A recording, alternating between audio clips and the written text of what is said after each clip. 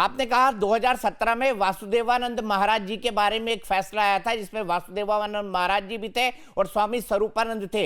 2017 का इलाहाबाद हाईकोर्ट का फैसला था जिसमें साफ तौर पर यह कहा गया था कि दोनों शंकराचार्य नहीं, और इस संदर्भ में जो है नए ढंग से जो है शंकराचार्य की नियुक्ति की परंपरा हो। यह पूरा मामला सुप्रीम कोर्ट में आया और सुप्रीम कोर्ट ने, चूंकि ये अभी इसका डिसीजन नहीं आया।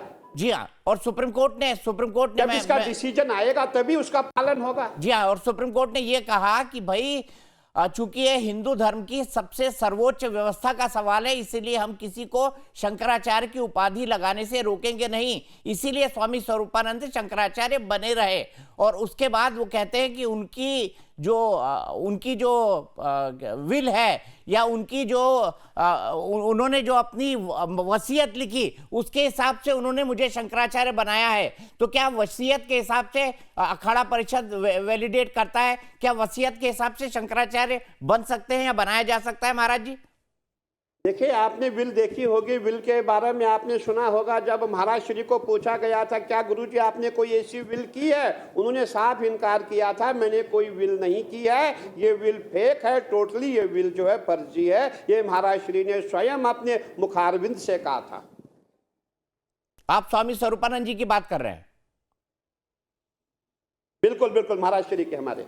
और ये कब की बात है महाराज जी? ये करीबन 2015 की बात मैं आपको बता रहा हूं। ये महाराज श्री का स्टेटमेंट था, मैंने कोई विल नहीं की हुई है। तो आप ये कह रहे हैं कि फ्रॉड करके अविमुक्तेश्वरानंद शंकराचार्य बने हैं? अगर विल गलत है तो इसका मतलब फ्रॉड ही करके बने हैं। देखिए, मैं फ्रॉड की बात नहीं करता हूं, मैं उनका विरोध नहीं करना चाहता। मैं ये कहना चाहता हूं कि देखिए, आप एक इतने बड़े पीठ के शंकराचार्य बनने जा रहे हैं, आप में मर्यादा होनी चाहिए, आप में सहनशीलता होनी चाहिए। आपने जो परसों जो बयान दिए, आपने डायरेक्ट योगी जी को ऐसी भद्दी भद्दी गालियां दी है, क्या ये उचित है? जो सनातन का काम करेगा वो आपका विरोधी हो रहा है। आप प्रधानमंत्री जी को गाली देते हैं, क्यों? प्रधानमंत्री जी सनातन पे काज करते हैं, मुख्यमंत्री जी सनातन पे काम कर रहे हैं, वो आपके विरोधी हो गए। और हमने देखा है अभी अभी महाराज श्री को मोबाइल पे फोन आता है हमारे सपा सुप्रीमो का, कह रहे हैं अखिलेश जी चिंता ना करो मैं लगा हूं, कुरुक्षेत्र का युद्ध हो रहा है, अभिमन्यु लगा है। मैं पूछना चाहता हूं कौन सा कुरुक्षेत्र का युद्ध हो रहा है? कौन से अभिमन्यु आप बने हो? कौन आपको मारने जा रहा है? ये सब भाषा अच्छी नहीं लगती है। और वो आपके अपने हैं जिन्होंने आपको पीटा था, वो दिन भी आप याद करो। और आपके साथ वो जो बटुक थे, हमारे छोटे छोटे साधु थे, हमारे छोटे छोटे विद्यार्थी थे, उनको भी आपने पिटवाई कराई थी। क्या आपको वो दिन याद नहीं है? आज वो खास आपके अपने हो गए। हमने देखा दिल्ली में एक बहुत बड़ी पार्टी पीछे कर रही है सनातन के पक्ष में, वो दिन भूल गए जब आपने दिल्ली में जाकर के संतों की हत्या की थी। आज हमारे आप सनातन के पक्ष में बयान दे रहे हैं, हमें ये अच्छा नहीं लगता।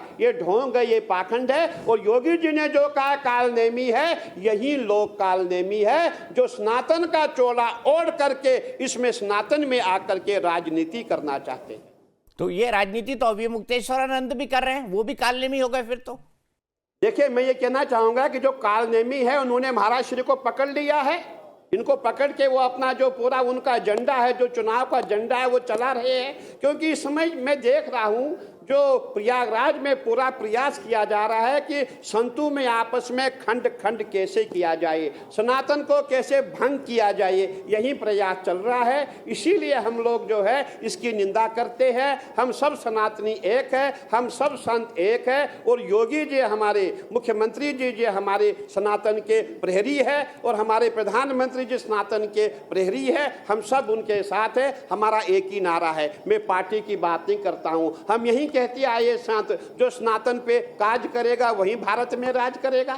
तो कहने का तात्पर्य है कि ये पहले से ही पूरा एजेंडा बनाया गया था कि हम प्रयागराज में जाकर के कैसे विरोध करें, कैसे सनातन को जो है हम सनातन का नाम बदनाम करने का प्रयास करें। परंतु सनातन बदनाम नहीं होता है, हम सब संत एक है, हम सब सनातनी एक है।